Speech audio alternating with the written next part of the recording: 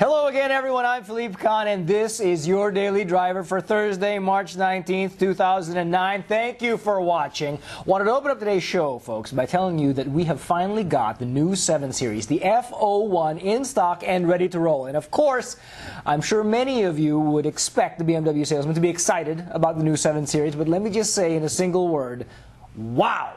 Go out and test drive this car. I personally am not a big car kind of guy, folks. I prefer mine a little smaller, a little lighter, better handling, faster, quicker, all that. But this thing is amazing. Let me just tell you, especially with the sport package and that integrated active steering, taking it on the freeway at 70 miles an hour, you turn the wheel and the thing steers from its center. It is that planted and that sure-footed and so secure. I know there have been some out there who have given it some bad reviews for being a little stiff, a little too harsh riding. Don't believe the hype, ladies and gentlemen. Go out there, drive it for yourself, make your own decision. This car has no fewer than 4 separate drive modes, everything from Comfort to Sport Plus, so I'm sure you can find something in between there that is just right for you. And bottom line, folks, no apologies on this car. BMW does not build an S-Class. We do not build an LS 400, 450, whatever they call it these days. We build a BMW. And yes, they will be a little stiffer, they'll be a driver's automobile, they'll be a little firmer, but that's nothing to be ashamed of. This is exactly how they wanted to design this car, and this is what this car should be. So if you get a chance, get out there. It's big, it's beautiful, and you're going to love it. All right, on more of the new product side, folks. Poking around on Car Magazine online this week, and I saw an interesting article regarding the next generation 1 Series. I know it seems for us in North America that the 1 Series just came out, but remember, we only got the refreshed version, the facelift version. This car is actually well past the halfway point in its model cycle, and we can expect a whole new 1 Series lineup by 2011, 2012 or so. And some interesting rumors here. Again, this is Car Magazine, so they talk mostly about the European market, specifically the British market, so we may not see all of these models, but according to Car, we will see everything from a 115 to a 135 IS and a 118D to a 123D.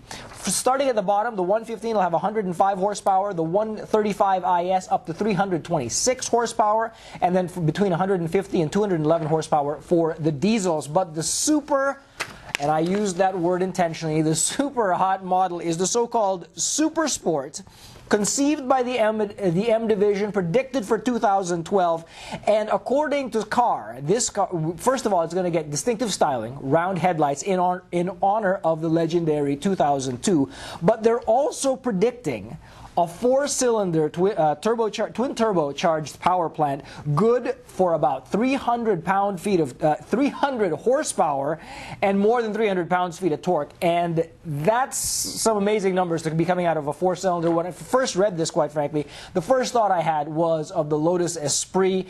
Before that car got a V8, it had a whole range of hopped-up 4-bangers, culminating in the S4S in 1995, which also extracted 300 horsepower out of 2.2 liters. That car redefined turbo lag, but boy, was it a fun vehicle. Not that I ever drove one, but from all the reviews, and you can imagine from the numbers, that Lotus was well under 3,000 pounds, probably in the 2,800 pound region. Doubt that the next 1 Series is going to get there, but there is promised some new weight-saving measures which should make that 135 Super Sport, or the 1 Series Super Sport, I'm not sure if it's going to be called a 135 or not, one heck of a fun ride.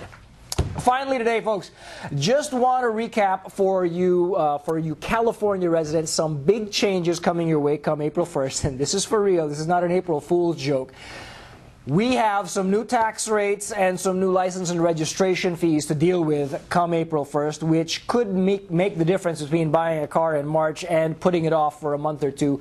As many of you know, if you live in the Sunshine, not in the Sunshine State, in the Golden State, excuse me, sales tax will be going up at least 1% depending on where you live. Could be going up 2%, and I've heard even as much as 3%. Also, vehicle registrations will be going up. I've heard as much as 80% more than what they are today, close to double what you're paying. And on a BMW, whether you're buying a new or pre-owned one, that can mean at least a few $100s up to maybe over $1,000 depending on what you're getting. If you're buying a car, this is particularly important because the sales tax will apply based on what date you buy it. If you're leasing one, your lease payment sales tax will adjust. Even if you're in an existing BMW lease, you will, on your next statement come April, you will find a new sales tax rate, whatever applies for your zip code.